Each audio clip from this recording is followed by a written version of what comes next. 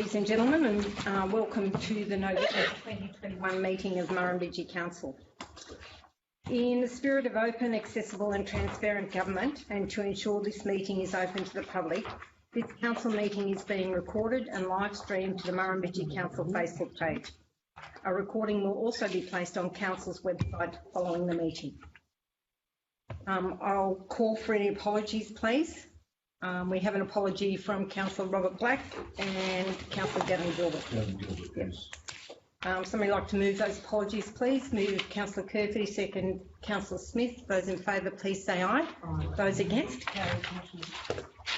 Move to the confirmation of the minutes of the ordinary council meeting on the 26th of October 2021. Somebody like to move that these minutes are a true and accurate record? Move Councillor Bryce. Seconded Councillor Brown. Those in favour, please say aye. Aye. Those against? Carried. Thank you. I'll remind you of your pecuniary interest declarations. Are there any declarations that need to be made before we further progress in the meeting? If not, we'll move on. No notices of rescission, no notices of motion. We'll move to the reports and we'll move to the mayoral report. I apologise for the lateness of this report, but it has actually been an incredibly busy time. As I noted in the report, I can't believe it is November and this is the last meeting of the inaugural council of Murrumbidgee Council. I take this opportunity to thank you all for your commitment, courage in bravely stepping forward to be part of the new entity of Murrumbidgee Council. The landscape has been challenging and the resilience of our councillors has been admirable. To these current councillors nominating for the local government elections, I offer you my best wishes. To Councillor Philip Wells, who is not seeking renomination, we acknowledge your contribution to local government at the previous Murrumbidgee Shire Council and latterly Murrumbidgee Council for more than 2 decades.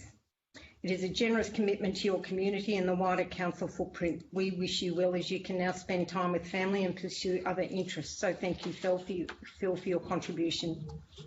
It's encouraging to see that there is some renewed interest in the elections set down for the 4th of December, and I wish all the nominees the best of luck. We were able to conduct a staff recognition ceremony in Julie on the 28th of October, and to all the recipients, we thank you for your commitment to council and your service to your communities. Our thanks also to Julie, Sarah and Anne for coordinating and making the ceremony so special. It is encouraging to see progress on our major projects continuing. The Bencoven Avenue roadworks are moving along well. Fingers crossed that the predicted inclement weather does not eventuate in its entirety.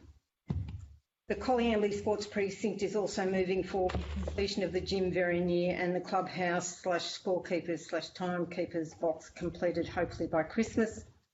Brolga Place will be the project of 2022 in Collyambley. The Jerilderie Early Learning Centre is also taking shape and expected timelines are being met. The skate park and pump track at Elliott Park is due for commencement. The Darlington Point skate bowl is almost complete. The rejuvenation of the centre of town is so visible. The energy that Darlington Point Business Connect is bringing to the table is great for both business and communities alike. I'm sure that 2022 will see the Young Street residential subdivision activated. Congratulations to Gavin and Tammy Gilbert for once again investing such time and energy in the Redneck Valley River Run. Such generosity is immeasurable. The Ramjo annual board dinner was held in Albury last Thursday and Ramjo board meeting on Friday. The Ramjo will lose 4 long-standing local government stalwarts in John Dalbroy from Griffith City, Paul Mayton from Leeton Shire, Norm Brennan from Edward River Council and Kevin Mack from Albury City. A collective wealth of knowledge that will be greatly missed. Their advocacy for our region has been invaluable as we continue to strive for better access and connectivity across mobile phone coverage, internet connectivity and reliability, health, education, law enforcement, all things water, staff attraction and retention, a greater slice of the federal assistance grant pool, better remuneration for councillors, a greater working brief of the planning processes, tangible incentives for economic development and tourism opportunities, and a far greater acknowledgement of the huge financial impost that our local roads place on our small rural councils. All of the above receive varying degrees of advocacy of both local government, New South Wales and country mayors. The COVID-19 landscape has shifted exponentially. The opening up of most of Australia in a myriad of differing rules and expectations is both encouraging and confusing at the same time. We need to continue to practice our hygiene and public health requirements to help keep us safe and navigate the way forward. My thanks to the General Manager, John Scarce, the Executive Assistant, Julie Conn, and all of Council staff for their assistance and guidance during this term. And below are a list of meetings I attended in November. Are there any questions from this report, please, or any comments? If not, sorry, Councillor Wells. You've mentioned Remembrance Day. Darlington Point was also included in that. There were white crosses and poppies put on the returned servicemen's graves in Darlington Point. Okay, thank you for that, Councillor Wells. Yeah, it is a really important day. It was nice to be able to commemorate that this year. The annual Monash bursary was also awarded that day, and the recipient of that Monash bursary is Austin Major. Any further comments? Did I do second? Would somebody like to move? Move Councillor Kirkby, seconded Councillor Churgwin. Those in favour, please say aye. Those against? Carried. Thank you. I'll move on to the officers' reports for consideration now and ask for item 1 from the General Manager. Thank you, Councillor McRae. Just in relation to COVID-19 and our plan, effective December 15, 2021, we believe the new public health order will mandate certain things, and you hear things every single day. QR codes may be scrapped in certain settings and so on and so forth. What's proposed is that our action plan be set aside and we just take our COVID-19 journey forward, utilising the public health orders, the COVID safe plans, the local government splinter award and policies, etc., moving forward in relation to that. So, local government remuneration submission. I've drafted a submission which is attached. Deadline is the 11th of February. Just tried to cover off on as many issues that I could see pertinent to try and get remuneration changes for the wider local government elected representatives, but specifically for Murrumbidgee Council. I made the connection with particularly with the merger of two of the rural categories. Should have been elevated up at least one category anyway, so if we put that in the submission, at the least, at the greatest, that they really look strongly at the remuneration paid to elected representatives and make a fairer compensation to those who represent. So, on the same vein, a resolution has been written for the special conference in 2022. So it's 28th of February to the 3rd of March or 2nd of March. The special conference will happen in Sydney. So the resolution is there, which puts it along the same lines of seeking a determination or some lobbying of the Minister to set new rates, as the Minister for Local Government can do in accordance with the Local Government Act.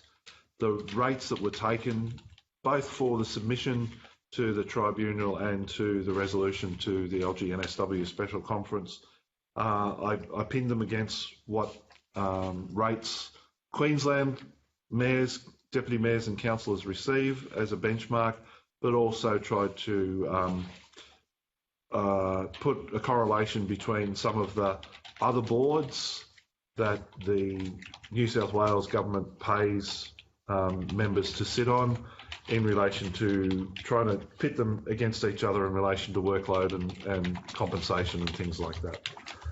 Enterprise risk management policy is attached also for adoption of council. First policy was adopted in 2017. This is a review was meant to happen in 2019. We commenced the review in 2020, it's finally here. In relation to that, there'll be other work that has to happen surrounding that in relation to the Enterprise Risk Management Plan, our appetites and our risk registers and things, which will be following on early next year. Just a couple of the movements that are happening. Got a meeting with Headspace next week. The Local Government New South Wales Annual Conference, which is online for an hour or so, just to do the formalities, is on the 29th. The first meeting of council, if we get the notice or they've decided the election on the 21st of December, will be on the 23rd of December. Otherwise, I've set an alternative date for the 11th of January, I believe it is. And then following that, there's a councillor induction at Darlington Point on the 13th and 14th of January. Then the special conference I alluded to where the motion goes up later on. Then I'm off on some leave. Those dates may change a little bit in relation to that. So is there any questions? No, I've just got a comment regarding the General Manager's advocacy around the remuneration for councillors and mayors. It was actually spoken about at the Country Mayors meeting online last week. John was at an ARIC meeting. I attended the Country Mayors meeting online, and Craig Davies, the Mayor from Narromine, actually spoke to it. So it is getting plenty of airplay.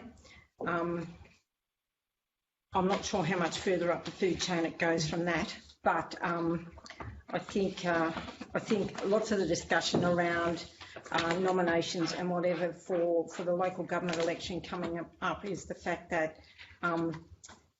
it just doesn't cut it. People that are busy running their own businesses, even those that would be very capable councillors that are working in other workplaces, don't have the ability or the latitude to take up these positions, A, for financial reasons, and B, for workplace commitments. So I think the ramping up the advocacy is long overdue, and I thank John for driving it, because it is getting some airplay further up in higher echelons.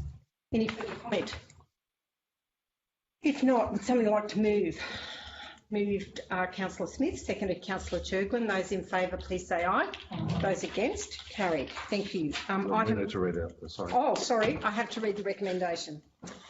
The contents of the General Manager's monthly report be noted, and Council A, endorse the Local Government Remuneration Tribunal submission as presented to the meeting, further authorising the submission to be provided to the Local Government Remuneration Tribunal. B, endorse the Local Government Remuneration Notice of Motion and submit for the consideration to the Local Government New South Wales 2022 Special Conference. And C, adopt the Enterprise Risk Management Policy as presented. So moved on the motion of Councillor Smith and seconded by Councillor Churglin. I put that. Those in favour, please say aye. Those against, carried. Thank you. Item 2.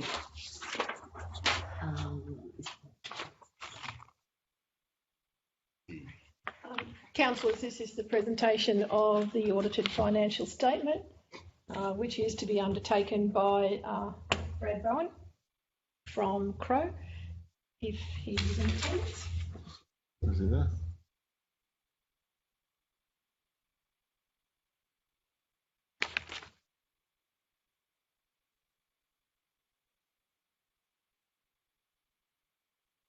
Was going to come in early, but it's probably a little fraction too early. Jump to item 3.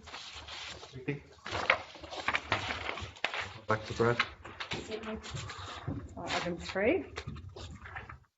Councillors, this is the recorded budget review for the period to September 2021. You will see the list of variances that's presented in the attachment. Primarily at this stage, all we have done is bring to account uncompleted works. So in most cases, the matching grant funding for all those grants that are still to be expended, and some unexpended general fund works. They are listed in pages 27 to 29 of the attachment. Okay, so would like to move. Yeah, Hold on a sec. Moved Councillor Brown, seconded Councillor Smith. Councillor Brown? Yeah, just under your background report, you've got a surplus of 1 million plus, which is good. Before capital grants. Okay, any Want to know our deficit? further comments? No. If not, I'll put the recommendation that will read that the quarterly budget review report be noted and variances to the budgets as outlined in the attachment be approved. I'll put that recommendation. Those in favour, please say aye. Those against, carried. No, Brad? No? Okay, well, all right, okay, we'll move to item 4. No, we'll do it before when he comes in. Just Hi, Steve, and welcome to Murrumbidgee Council in a new role. Yes. Sure, Senior Planner. Well, good afternoon, councillors. Through you, Madam Mayor, we have DA 20 of 21 before you. That's for redevelopment of 1 to 5 Southie Street in Jerilderie. The project involves the demolition of the existing motel and construction of a new service station, including the installation of associated tanks, signage, awnings, canopies and the like. The application, like I said, it complies with Council's DCP. It was placed on public exhibition. Council received 3 submissions raising several issues with it, including impact on the nature reserve 500 metres to the west of the site, questions about whether or not another service station is needed in the village, and employment-based issues, sort of highlighting the fact that this site may take jobs from other people, and it highlighted the fact that people seem to, or like I said, other businesses need employees. Look, those matters were considered, and like I said, whilst they had merit, the application addressed those issues in terms of the environmental issues and what have you. The key issues with this application, one, the recommendation is for deferred commencement. Hence, what we're asking for is, or advising the applicant that 3 issues need to be resolved before we can issue an operational consent. 2 of those conditions relate to the Crown Road Reserve to the south of the site. The applicant was advised by the Crown Lands when they lodged the application that the Crown wasn't willing to provide landowners consent for them to do the development. It's not that they were against the development, they just said it needs to go through the process and that an application needs to come from council for that land to be transferred to council and to be then gazetted as a public road. I understand before I took over the application that councillors may have considered that at a workshop. So one of the resolutions is that council formally adopt that. So as soon as a resolution is made, we can then send an application off to the Crown. So that's the 2 of the points there in the deferred consent. And the third one is more to do with a bit of an unknown. We're comfortable that, like I said, that they can provide an answer to it, and it's to do with on-site detention. Part of the application involves a boundary adjustment and what have you. In assessing the application, we're confident that they can contain all the on-site detention on the proposed service station lot and not having to rely on the vacant lot. But because we haven't got that information in the documents submitted with the DA, we've asked the applicant to provide that before we issue operational consent. The conditions of consent have been forwarded to the applicant out of courtesy because this is a rather detailed application. The conditions, I'll say, are non-typical in what have you. The applicant has come back and hasn't raised any issue with the general terms. They were concerned about the condition requiring the road to be gazetted first. but their issue was more the time frame that it was going to take. We've had written advice from Crown Land saying that if council applies for the transfer of the land, that will be determined within 3 weeks. Okay. The applicant is satisfied with that. The second point of the deferred commencement consent was basically getting the applicant to an undertaking in writing that they would build the road at their own expense. They've already provided a letter to that effect, and the only thing that is outstanding. So if council approves the application as per the recommendation, the next step is for the applicant to satisfy those 3 prerequisites. Once that's done, they get an operational consent, and then they can go ahead with the development. Okay, would somebody like to move? So just one half second. My apologies. Item number 4. I just wanted to give council the brief in item number 4, stating that we're in caretaker, and the requirements of caretaker is that we can't undertake a controversial development application, or we can't undertake a designated development application. I just wanted council by this report, item number 4, stating the controversial development application would be one that had more than 25 objections or things. We had 3, right? And it's not designated development, even though it's petroleum. It's not making the fuel. So I just wanted council to be aware that that item number 4, that the development application can be considered even within this period of caretaker, because it doesn't meet that thing. So if we could just move and second item number 4, and then we can move and second item number 5, if you so wish, Councillor McRae. Okay. Somebody like to move item 4? Move Councillor Curfew, seconded Councillor Bryce. That the recommendation, read it. The development application of 2021 be considered for determination. Those in favour say aye. Aye. Those against, carried. Nice. And we'll move to item. Yeah, no, we're going to do yours now if they've got any questions. Yeah, are there? Yeah. Sorry. Yep. Are there any questions of Steve? I think it's pretty straightforward, Steve. So, yeah. So the conditions that are outlined, the applicants are quite happy to address those, as you mentioned. Yes, they are. Like I said, as you say, there's the 3 prerequisite conditions. They were a concern because they felt that it may delay them doing works, because they took the view that it could be with the Crown for 6 to 12 months. Mm-hmm. But like I said, we've been in discussions with the Crown, and they have, like I said, I had an email come in today, 2 to 3 weeks. I would even say, like I said, even if it's 4 weeks, knowing the government agencies, that would be acceptable. Yes. Okay. All right. Well, thanks. Any further questions of Steve regarding item 4? We've already passed the recommendation. 5. We've already passed the recommendation for approaching Crown Lands for the unmarked road as yet, haven't we? So it's situated as item A in this recommendation you pass anyway, if you pass this report. So we'll move on to the recommendation for item 5, which states that A, council agree to accept the transfer of the Crown land to be dedicated as a public road.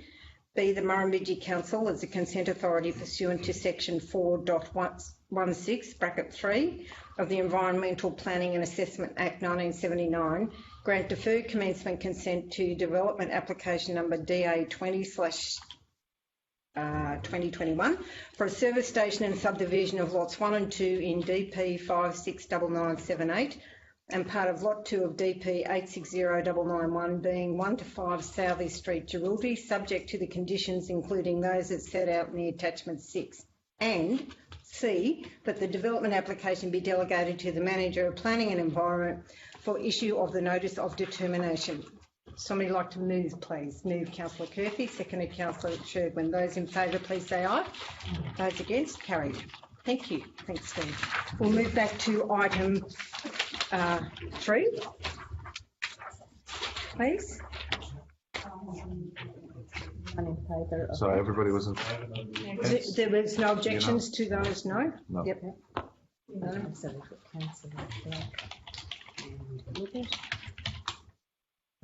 So Brad, you still online?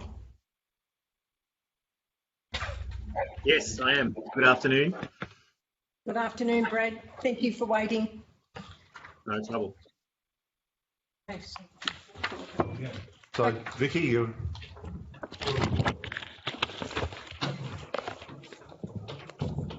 Okay, Vicky, would you like to lead Brad through this discussion? Thank you, Brad. Councillors, you have been provided a copy of the financial statements. And I guess the expert in the field, Brad, might like to run through the most pertinent items within those financial statements. If you would, Brad, please. Yes, no problem at all. Let's start by saying a job well done for Murrumbidgee Council.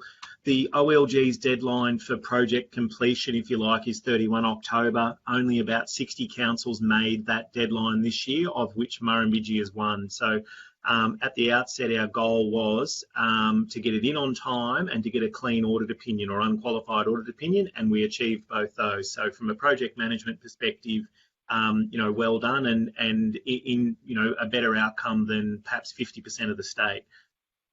From the audit officer's perspective, I'm their agent and have been for the last couple of years in terms of the audit of Murrumbidgee Council.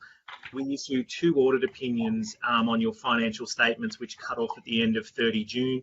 One is a fairly bland audit opinion, which has commodity-based wording that says your financial statements are true and fair. The other item is a report on the conduct that includes a bit more free-form text. And this has gone via Council's ARIC, which is very much engaged in the financial reporting process. So well done to Council for having one of those up and operational as well. In terms of the conduct report, it kicks off by confirming that unqualified or clean audit opinions have been issued. There is one item of significance for Murrumbidgee, which is this topic of RFS assets. Council is one of around 60 in the state who hasn't recognised its red fleet assets on its balance sheet, and it's been a topic of some discussion from a financial reporting perspective for the last couple of years, and based on it not achieving sufficient resolution, it's been tagged as a high risk item in the management letter and hence gets featured on the conduct report as an item we'd like to just see resolved. For Murrumbidgee Council, there's an activity area around red fleet assets which would link through to some depreciation if they were assets that you controlled. And we have worked that through with the finance team and tagged a listing obtained from the RFS around assets that are identified as being within your LGA. But as we know, they ebb and flow and move around as we enter fire season now. The process from here, my expectation is further discussion and dialogue will happen amongst achieving an improved understanding of the position, which will result in either the item dissipating through either it's determined that councils don't control them or agreeing that councils do and appropriate accounting action taken from there. But the clarity for council is that you're about one of 62 or 3 councils with this same status in the state currently. In terms of financial reporting, the council has a profit and loss. For you, it's called an income statement. Your main 2 items are rates and annual charges and grants and contributions. Rates and annual charges went up 3.5%. If the rate cap was 2.6, that means there was the smallest movement upwards in rateable properties in the Shire, so that would make sense for the 21 year. In terms of grants and contributions, both operating and capital orientated, they were about same year on year out, so around that 14-15 million. And council achieved in both years, encouragingly, a surplus from continuing operations. So that's an outcome that is positive. Once capital grants are taken out, council, consistent with a range of merger councils, landed a negative result year on year. And that's an ongoing discussion around the appropriateness of the revenue model relative to the assets that council's required to maintain and bring to a satisfactory standard. Council has a statement of cash flows. The key thing you learn from your statement of cash flows is that we don't have any debt, or technically we paid it down to zero during the June 21 year. So debt's now come out of it. So fundamentally, you've got grants and rates coming in on the revenue side, and you've got expenses with going out on the expense side. And if the capital management plan requires an asset to be done in the future years, usually what happens is the finance team would place that money in a term deposit.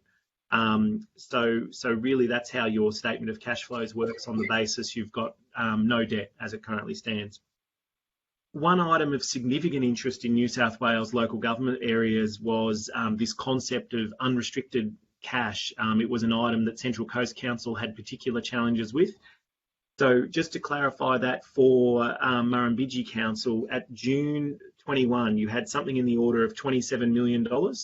But it is restricted. The first restriction we pay attention to is external restrictions. These are raised for items of water and sewer predominantly, and that money has to be spent on the purpose for which it's raised. That accounts for about 17 million of your restrictions. You then have internal restrictions, and they've remained consistent year on year. Internal restrictions are dictated by vote of council. They deal with plant replacement reserves, employee leave reserves, and carryover works principally. And that then leaves you with unrestricted monies. Council has been in the positive and actually an improving scenario. You're approaching around $2 million of unrestricted funds. So this was an area that was really, really focused on. You can understand because of all the media attention around the Central Coast Council, and an encouraging result for Murrumbidgee to post the surplus there and be found during the period to have no breaches of the Local Government Act by going into negative unrestricted cash. From there, the conduct report focuses on the ratios, which are included in your financial statements. These were born a few years ago in the T Corp assessment of Fit for the Future. And there's 5 or 6 ratios here that get worked through. Council, interestingly for Murrumbidgee, your performance is very consistent year on year. The observation is relative to the benchmark. In a lot of instances, it's one benchmark that applies across all 120 odd councils in New South Wales. The issue being that Murrumbidgee is a rural-based amalgamation council, so quite different from a city council. And so it's interesting that I think your performance is consistent year on year. It's also consistent with a number of your peer councils, but in a number of instances you'll observe that the Murrumbidgee performance is below the OLG benchmark. But I need you to understand that benchmark has been set in a lot of instances across the whole state-based sector, and it is not tailored to council's individual description of being a rural council. It works through operating performance ratio and own source operating revenue ratio. Both of those are below the benchmark, and due to your nature, you're consistent with peers. Council will continue to try and attract grant funding, and so we'd expect that performance to continue into the future. In terms of unrestricted current ratio, this is a measure of solvency. Can council pay their debts as and when they fall due? So this is really important from a councillor's perspective. And at 30 June, what we're saying is you had $6 of current asset for every $1 of current liability. And that would say you've got a safe buffer of $5 per liability. And so that would indicate that you can pay your debts as and when they fall due. So that's quite a satisfactory result. Your debt service cover ratio is rapidly increasing because we paid out the debt that we owed during June 21. So there's no concerns on that ratio. Council's annual rates and charges outstanding is tracking at 7.3. This is below the benchmark of 10. It actually held about constant, despite there being some concessions granted for ratepayers through COVID circumstances, which are winding up shortly. But it was really good to see that ratio continued to hold well underneath the set benchmark, so it was a commendable outcome.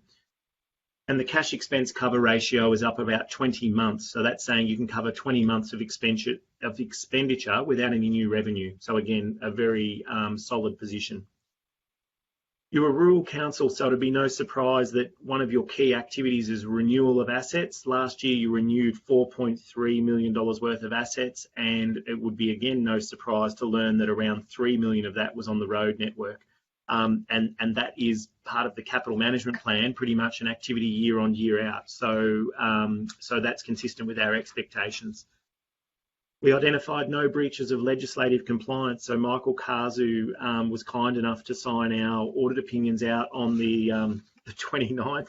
I think it may have been a bit late in the day when he shared them through with Vicky to be able to submit, but we're really pleased that we were able to get it done inside the legislative timeline. But perhaps if I finish on, it was a very commendable outcome considering the COVID circumstances that New South Wales especially navigated themselves through in that July to October period. Happy to take any questions though, Mayor.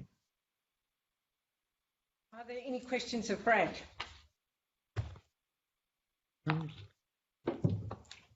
I have a comment though, Brad. That is a very readable and layman's information carriage for your communication. Like you, we are pleased with the changes that we have been able to make to get the financials to where they need to be in a timely fashion.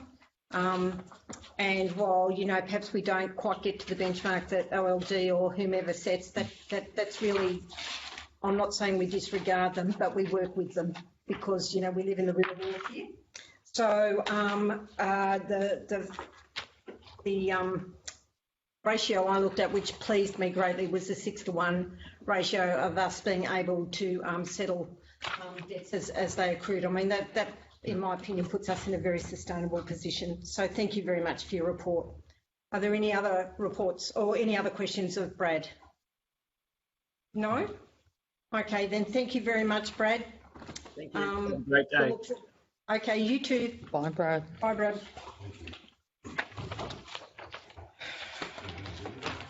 Okay.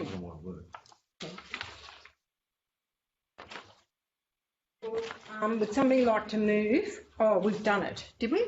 No, No, not Would this somebody one. like to move the recommendation that we'll read? Two. Number 2. The recommendation that we'll read that the audited financial statements encompassing the general purpose financial statements, special purpose financial statements and the special schedules for the year ended 30th of June 2021 be adopted. Somebody move Councillor Smith, seconded Councillor Bryce. Those in favour please say aye. Those against? Thank you. Right, we're up to item number 6, please. This item is in relation to the annual report and end of term report that has been tabled today.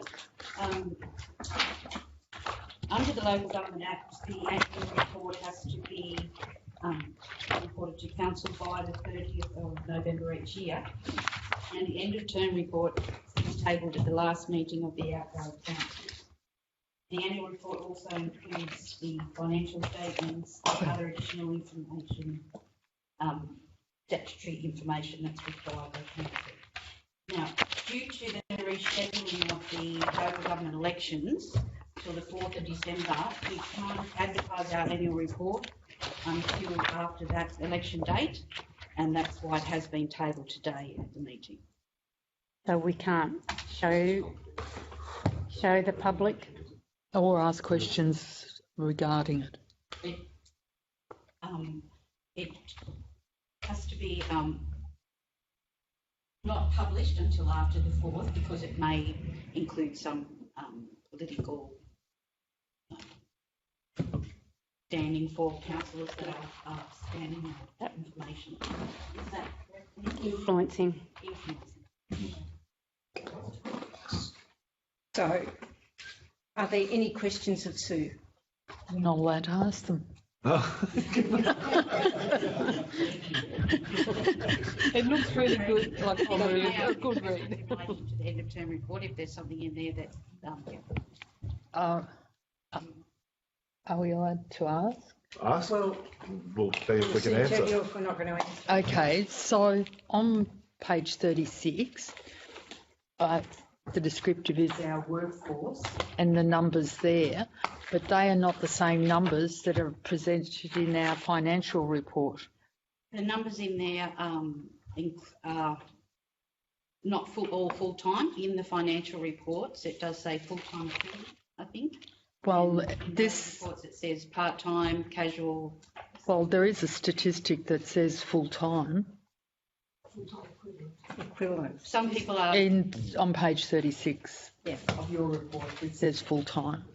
It doesn't equate to the full-time figures that were shown that we've been using in this document.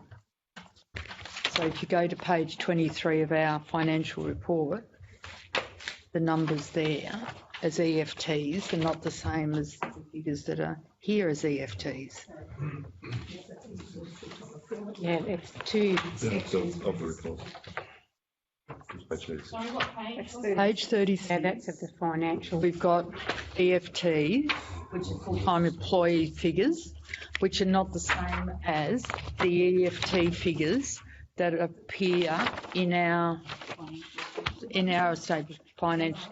The ones in the financial statement are full-time equivalents. Yes, So we add all our staff together. So I understand that. 0.5, whereas this one is, if I'm correct, is asking you about how many full-time. So, Full-time equivalent. so Full-time staff numbers. Is there a point you're trying to make, Councillor Smith? I'm just thinking that one full-time is, well, it's just saying that we're employing full-time equivalents. The numbers aren't the same, that's all. One's saying 73 and the other's saying 83 or 82 as EFTs. Well, that's how I'm reading it, unless we're looking at adding part-time casuals with our full-times, which then makes 86 as opposed to, and I don't add casuals. Yeah.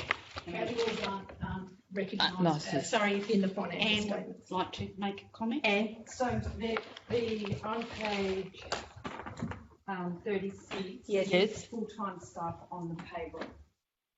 So there's yes, from the payroll officer. okay. Full-time equivalents, they're full-time. So that means Okay, so this is full-time employees plus part-time and casual employees. Is that, Add the part-time employees. To the total. To the total, they will make up the. but we can't, it doesn't then differentiate to what are casual employees. No, casual employees. It doesn't. Casual employees aren't counted, and part-time employees may work from 5 hours a week to. They can be a 0.5 to a 0.2 or a 0.1 and all to come back to a 1.0. I understand that.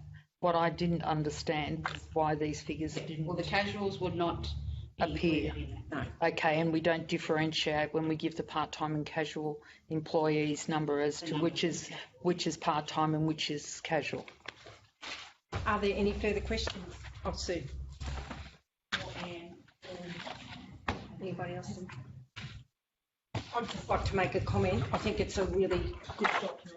And as I said earlier on today, I think our imagery has improved out of sight, and it actually, the amount of the imagery and its relevance speaks really highly to how engaged and busy this council has been during this period. So to everybody who had a part in preparing these documents, it's a huge amount of work. I know we have to do it, but it's been done to a very high end, and I'm sure when the general is able to be viewed by the general public, they will see it as a very valuable document and very informative. Councillor Bryce. Yeah, I totally agree that presenting it in this fashion, like to see a financial report is difficult, but when it's led into by a document that is so visually appealing and easy to transfer through, I think it's a win-win for everyone, all ages. Most of the thanks should go to Anne for the document. Well done, Anne. Okay, well, if there's no further questions, the recommendation will read, the council received and note the Murrumbidgee Council annual report for the year 2020-2021, including the end of term report as tabled at this meeting. And 2, the 2020/21 Murrumbidgee Council Annual Report be published on Council's website following the local government elections on the 4th of December 2021. Would somebody like to move, please? Moved Councillor Smith, seconded Councillor Curfew. Those in favour, please say aye. Those against, carried. Thank you. Item 7, please. Item 7 is the report on the Murrumbidgee Council Code of Conduct statistics, as shown in the appendix, and there were no code of conduct complaints made against councillors or the General Manager during the period 1st of September 2020 to 31st of August 2021. So we have a nil report. Are there any questions or comments? What are we doing wrong? Sorry.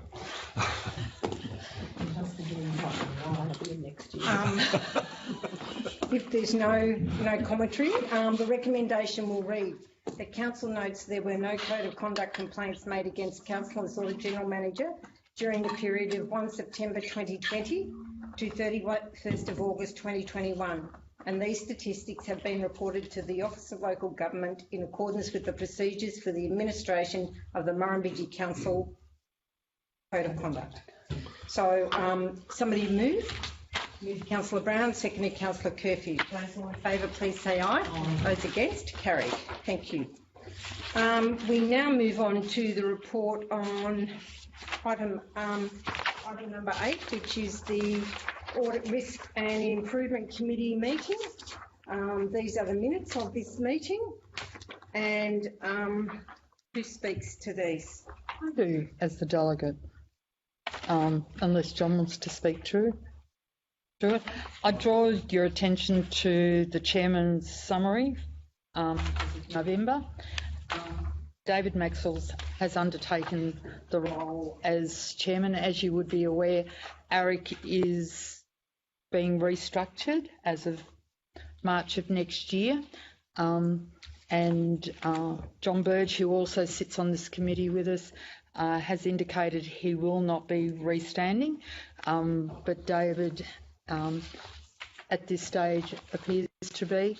And I wish to acknowledge my thanks to both gentlemen for leading and guiding me and advising me in this journey that we've been on in establishing our ARIC committee.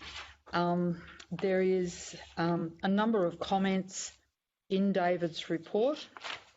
One of them is acknowledging the work that Vicky and her team have done in ensuring that we had our audit documents ready and presented in time, and the fact that we have gotten a clean report from the audit office. So I'd just like to extend our thanks for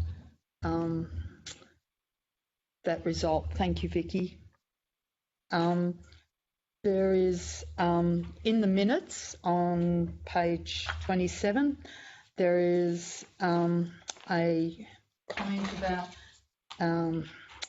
internal audits which were to be undertaken, one of which was on contract management, and Damien from Statewide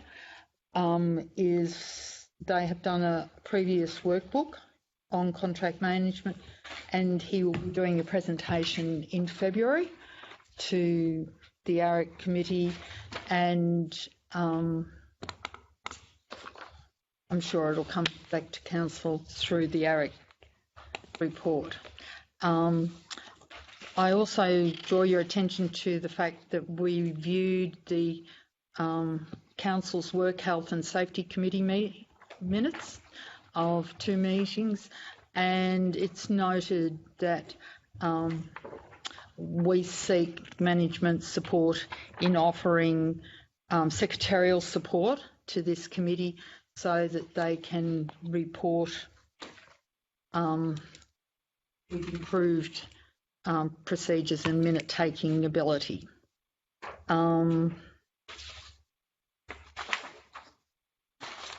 There is also our General Manager will present at February the Risk Management Action Plan, which was unable to be presented at the last meeting, but John has given an undertaking to see it presented in February. I'm happy to take any questions as best I can. Otherwise, Just a quick question. With the WHS committee, they don't have a standard template that they go through for.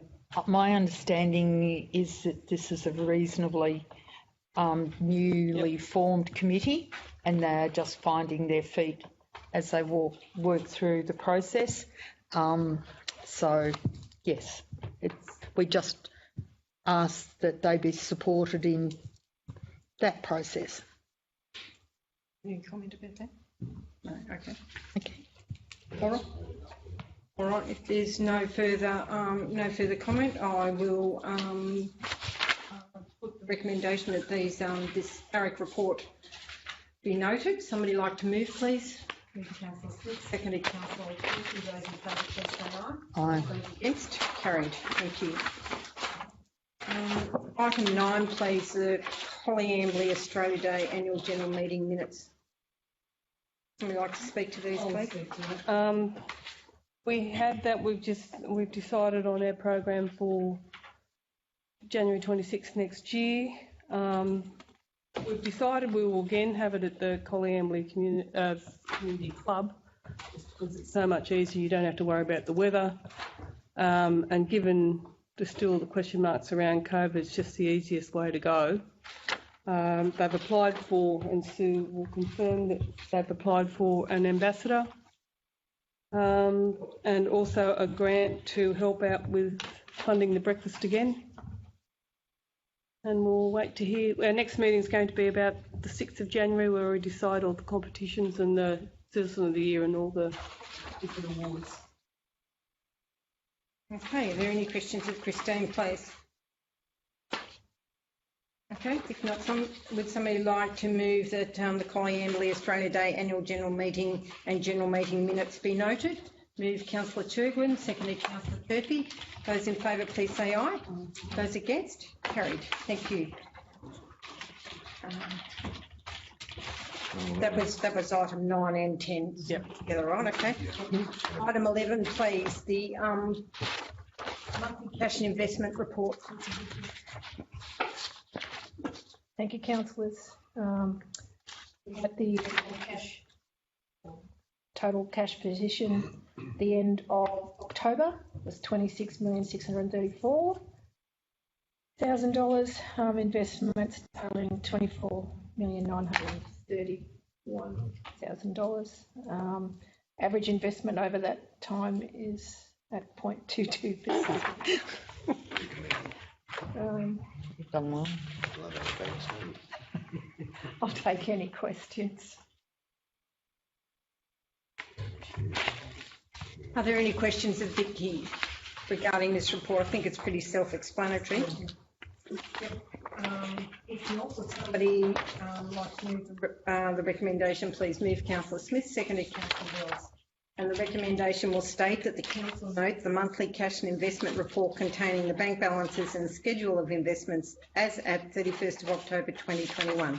Those in favour, please say aye. Aye. Those against? Carried. Thank you. Item 12, please.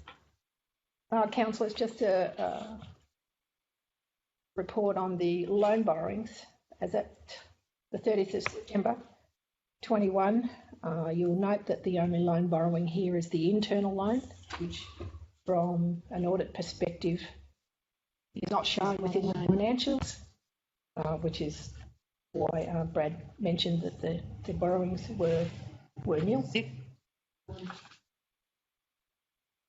There is the possibility of raising an additional loan this year once Young Street gets in that decision within our current budget document. But at this stage, the only one still available is the internal loan, which you will note is the interest rate on that is equivalent to the interest received on our investment funds at the time. Okay, are there any questions of this report for Vicky?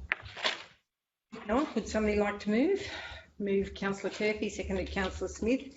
The recommendation read that the information contained in the loan borrowings report be noted. Those in favour, please say aye. Aye. Those against? Carried. Thank you. Item number 13, please. This was the Stronger Communities Fund report, which is a requirement of OMG that this be reported quarterly. So, these figures are as at the end of October 2021. I believe that in the attachments is the outstanding balance of those Stronger Community Funds grants. You may also note at the bottom of that attachment that we currently have oversubscribed in the amount of some $235,000. Let's see how we do this with bits and pieces. I won't say that we'll be able to make that up tomorrow in interest. Very conservative. Pretty negligible. Let's buy some Bitcoin. Yeah, sure. But I will take any questions of that report and perhaps the attachment that gives the line by line items of the major component. Wonder how many hours you've spent on these projects yourself. Yep. That's Okay, are there any questions of Vicky? If not, my comment is we do seem to be moving through them. yes. It has been and will continue to be very challenging in this space, but movement forward is always acceptable, and it's our hope that, you know, into 2022 we get some major movement on this and get lots of this done. Okay, if there's no further questions of Vicky, somebody like to move? Move councillor Churkin, seconded councillor Smith, that the recommendation read that the information contained in the Stronger Communities Fund October 2021 report be noted. Those in favour, please say aye. Aye. Those against? Carried. Thank you. Item 14, please, Vicky. Councillors, this is the quarterly report on the new council implementation fund. So that was the merger money that was received. Basically, we have 100,000 and a little bit more funds remaining in there. Those funds are for the continuing LEP works and the asset management software program. I guess that's both of those items are currently ongoing. So, okay. So that's the GIS conversion. So that's very slow being rolled out. Why? When's that going to happen? Next year, finish next year? Well, it's a multi-pronged attack, I guess. Right. We have purchased the program from Tonkin, who are working with the asset management type things at the same time. So it's ongoing. So that's all going to be covered within, like you've got another 48,500. So you're going to be right there? It's bound to carry over, isn't it? The integrated risk management systems won't happen. So there's been a few ups and downs there, so you won't be able to happen. They just won't happen out of this fund. That's correct. They will happen. They won't specifically happen from this. Well, the GIS one, that's vital for Tom. Yep. Okay. Any other commentary or questions for Vicky? If not, somebody like to move the recommendation, please. Move councillor Bryce, seconded councillor Smith. And the recommendation will read that the contents of the new Council Implementation Fund October 2021 report be noted. Those in favour, please say aye. Those against, carried. Thank you. Item 15, please. This is a report on the rates and charges annual collection. Sorry, there is an error there, that rates and charges to the 30th of September, that should read, and the total outstanding to the 30th of September. You'll note that rates and charges collected to the 30th of September equate to 39% as compared to 37% for the previous period last year. So essentially there's only one instalment period in that time. Okay. Are there any questions of Vicky, please? Through COVID, did we have any people apply for Hardship. Specifically for rates, actually no. Oh, that's interesting. Okay. So the recommendation, or somebody like to move this report, please. Move Councillor Smith, seconded Councillor Brown, and the recommendation will read that the contents of the rates and annual charges collection report at 30th of September 2021 be noted. Those in favour, please say aye. Aye. Those against, carried. Thank you. Item 16, please, Kelly. Good afternoon, Councillor.